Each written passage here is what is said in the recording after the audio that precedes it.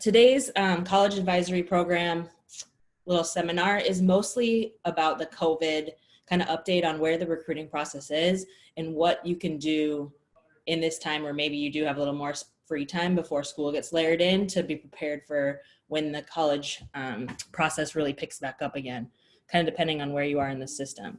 So right now there's a temporary recruiting dead period, it's called. I don't know if you've ever heard of the phrase dead period, but essentially what a dead period is exactly what is kind of laid out on this PowerPoint here.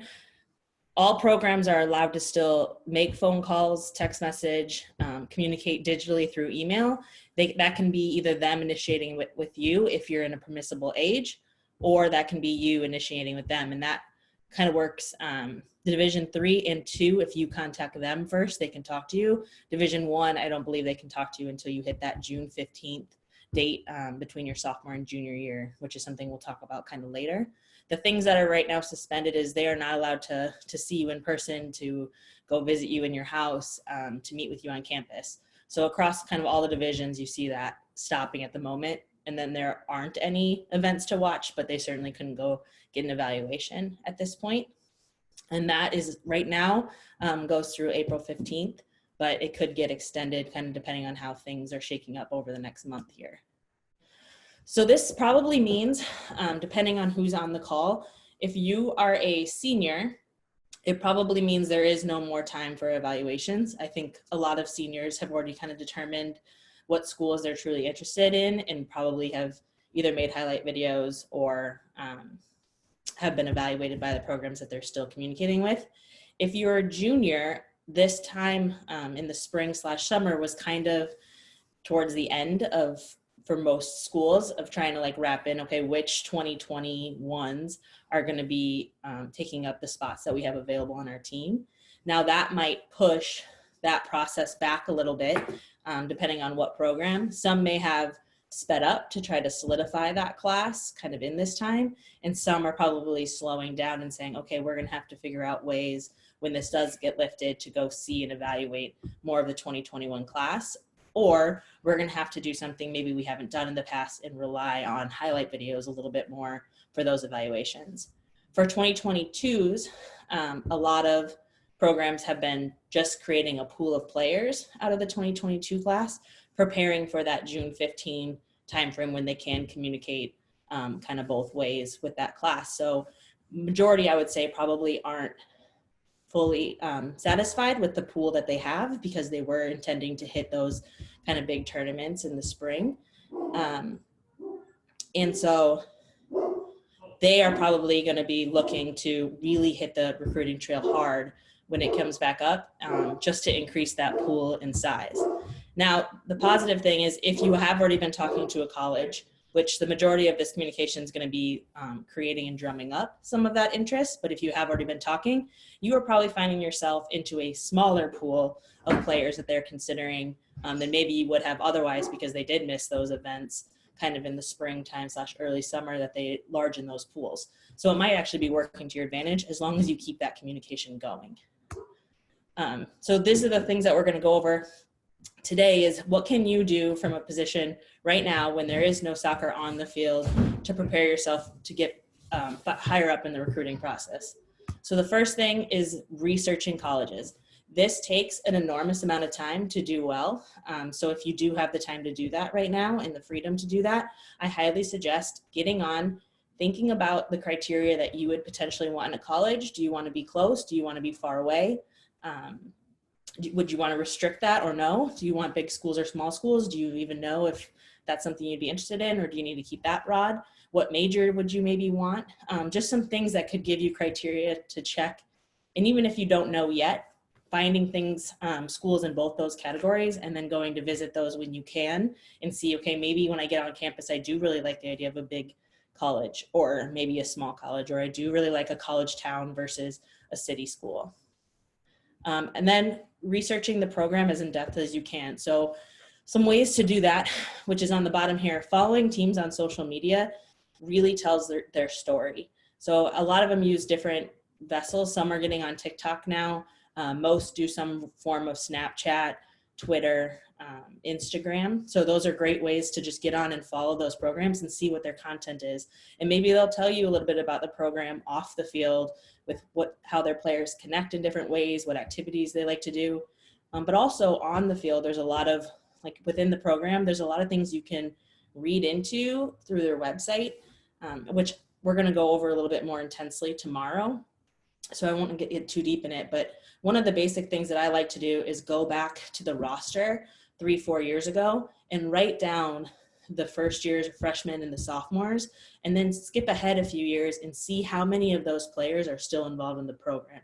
And we can talk tomorrow about all the reasons why that number may drop significantly, and maybe it's an environment you want to be a part of, but you want to know what the retention is like class to class to know if, okay, I'm trying to choose a place for 4 years, but maybe they only commit to players for 1 year, and that's going to make a difference in what school I choose to go to. So we're going to go through a lot more options for how to do that a little bit better tomorrow, but that's just one of the ways where you can look into a program deep and see, okay, something maybe beyond what like flashy is on their website.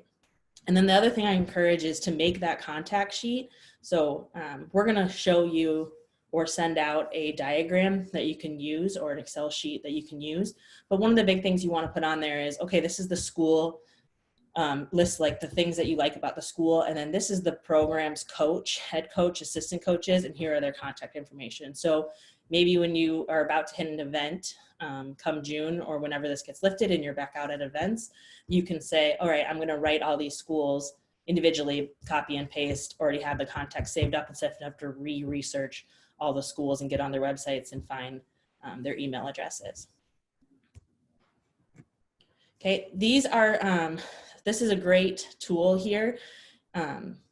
If you want to use this to kind of talk about what to put on. I've also sent out a few things on what should be included in your email. The number one most important thing would be your grad year, because that shows the colleges if they can communicate back and what class that you're going to fit into when they're looking at, okay, how many forwards, midfielders, defenders, goalkeepers am I trying to bring in for this 2021 class, 2022 class, 2023 class.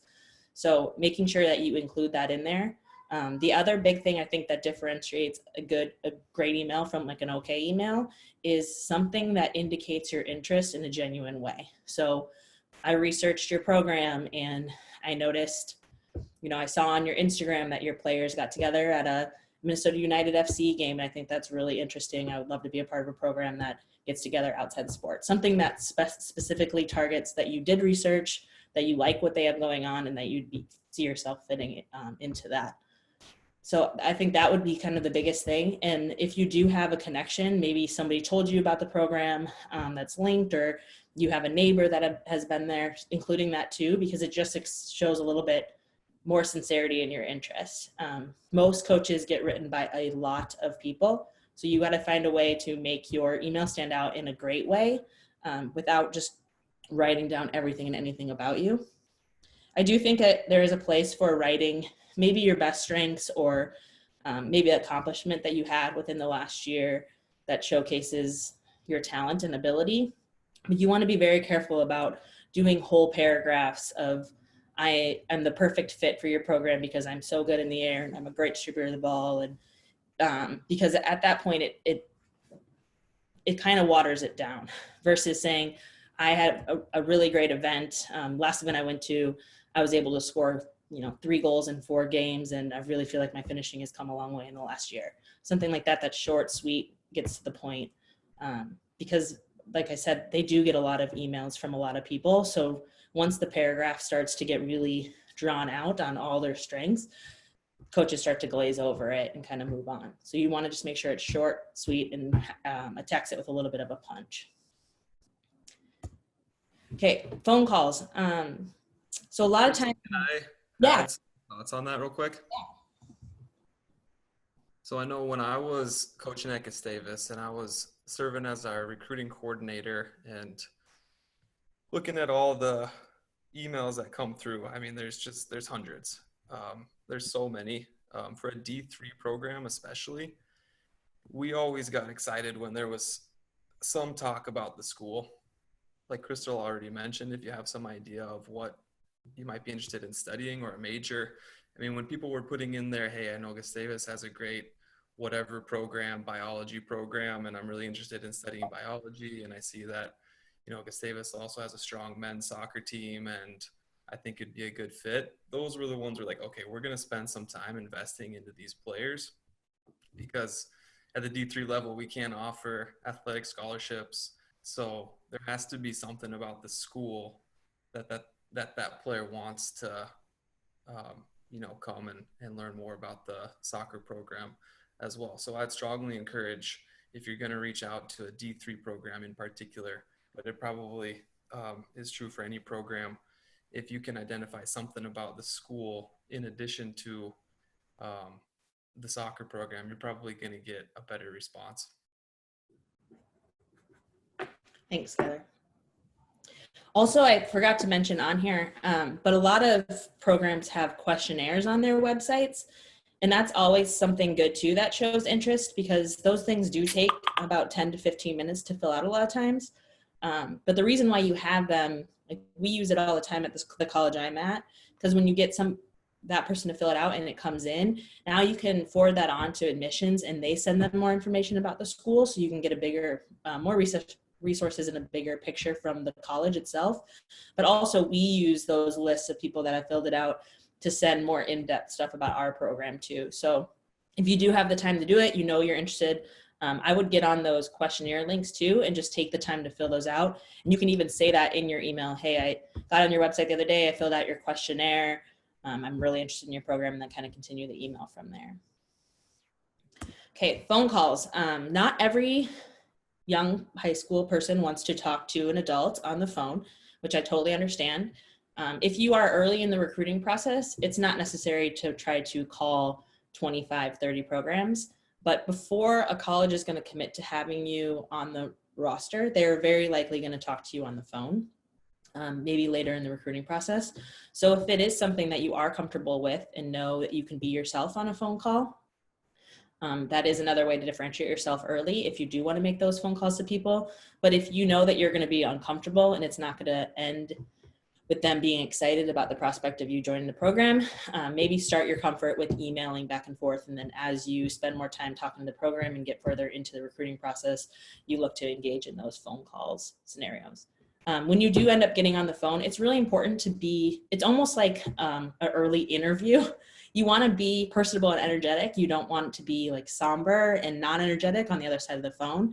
And then you want to make sure that you engage in the conversation. So if they tell you something, maybe like repeat part back or say that part that you said really excites me, or just something to show that you're listening.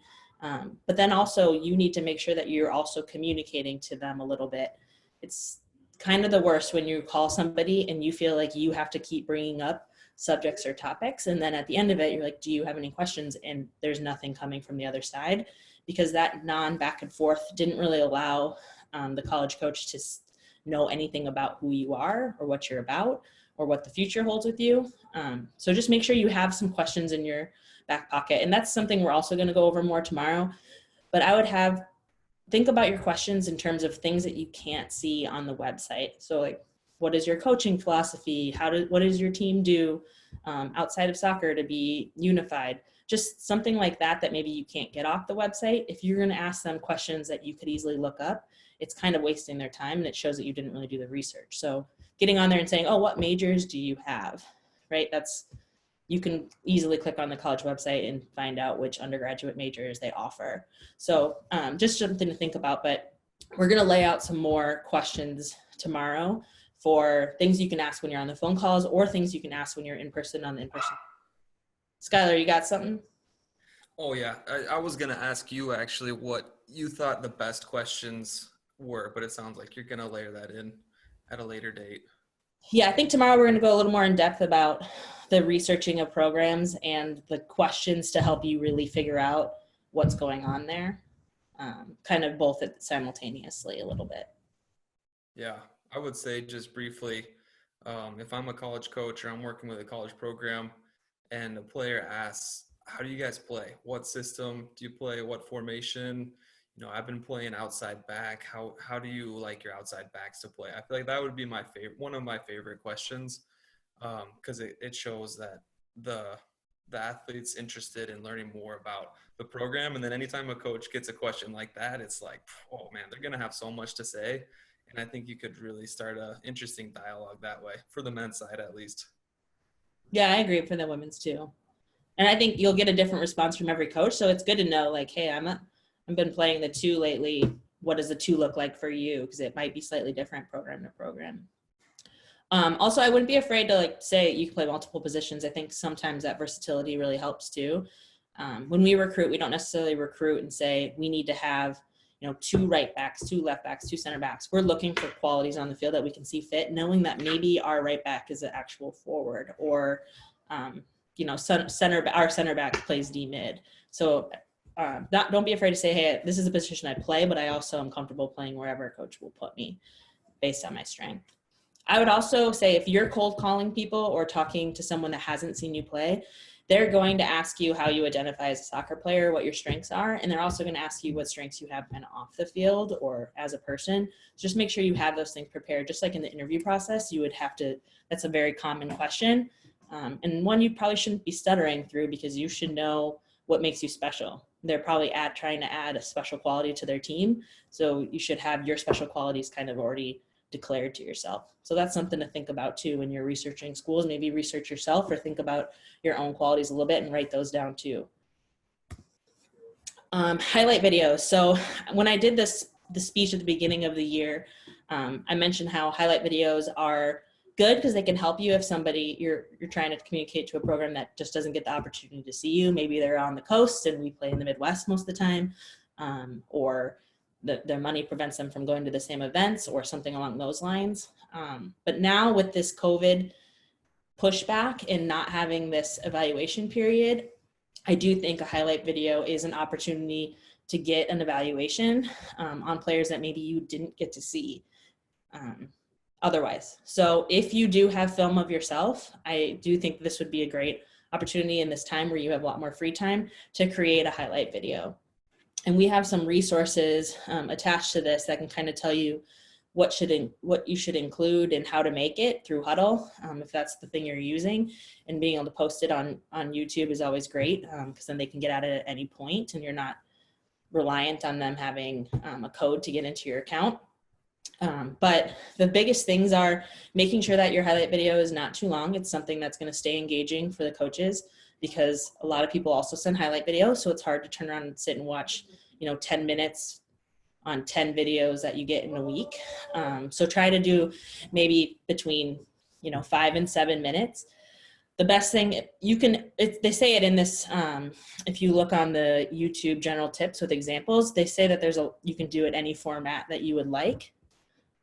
But personally, I think you should probably put your biggest strengths that you listed, we talked about in the last one, that you're willing to communicate, towards the front side of your highlight video. So you want to put your best foot forward. And if you want to divide it out by, okay, these are all my aerial wins, because that's really important, and do it category by category as you go through things, that works. And they say that in the YouTube video that gives examples, but or you can just put them all in a row and maybe say at the end, like, what your biggest strengths are, or put it in your email.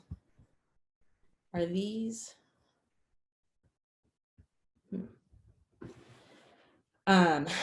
So this is something too, is we'll send this out so you have these resources, but you can look up on maybe some examples of good highlight videos. As good of quality as you possibly can is important, but if you don't have great cameras and you can't get a crisp view, just making sure that you are able to circle or highlight or clearly see the numbers when you declare who you are in the video, so when coaches are watching, they know which player is you. Okay, the other big one I hear a lot of questions about is soccer camps. And again, at the beginning of the year, when we talked about it, we know that there's financially limited resources and time to when you can kind of put in the college soccer camps. So we talked about if you have mutual interest from a program, or if it's a college that like you would love to be a part of that program, so you just want to get an opportunity to be in front of them, or if you've been talking and you want to know about how the college coach runs a session or what their coaching style is, those are the times where typically I say college camps are a great thing for you, without trying to go to 20 college camps every year. But with the COVID happening and everything getting pushed back a little bit, maybe you have to go to some camps to get in front of colleges that can no longer see you, that would have maybe seen you otherwise. So it's just something to consider as you go. Freshmen, eighth graders, not necessary to go to camp. The recruiting process really happens, identification in that sophomore year, and kind of making decisions in that junior to senior year, kind of depending on the program. So if you're going to go as an eighth grader or a freshman, it should be just for the experience, right? To gain some experience in going to college camps and being in kind of that identification setting, or to go get more knowledge from a different coach.